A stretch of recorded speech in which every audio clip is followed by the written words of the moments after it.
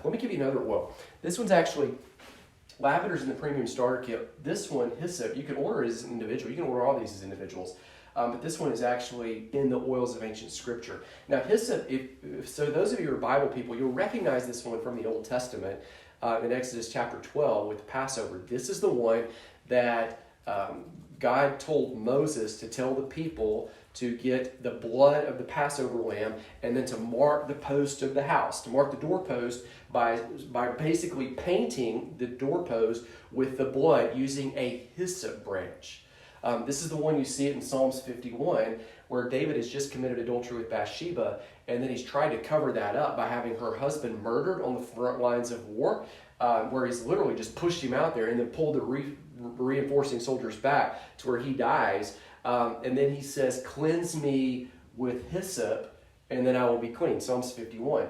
You see this one in the book of John. I think it's about John chapter 20. Jesus is dying on the cross, and he says, "I'm thirsty." And they give him something to drink. You can't miss the parallels on all of this. They give him something to drink with a hyssop branch.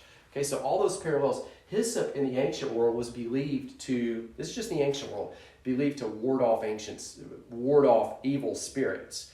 They believed that it pushed away feelings of guilt, it pushed away feelings of shame, it pushed away feelings of condemnation, it pushed away feelings of isolation. Okay, all of those really important when you're dealing with, again, as the topic of this class is freedom from guilt, shame, and condemnation. One of the other places where you actually see hyssop used in the Old Testament, and these are great stories that will help you just apply it regardless of where you are, kind of on that faith spectrum. Hyssop is actually used in the book of Leviticus when Moses is giving instructions of how to invite lepers back into the faith community. So what would happen is they would be given a mixture of cedar wood and hyssop. Cedar wood is known for mental clarity. It helps clear thinking. Cedar wood, the beams in the temple were built with cedar.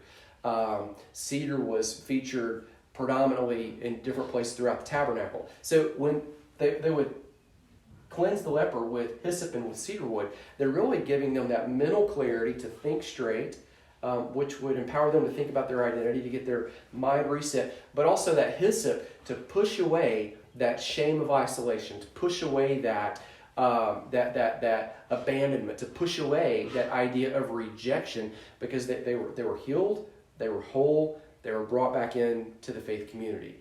Interestingly enough, they would actually use hyssop with the priest in different passages as well, showing that people, no matter where they are, like all people, could actually deal with that right there. Okay.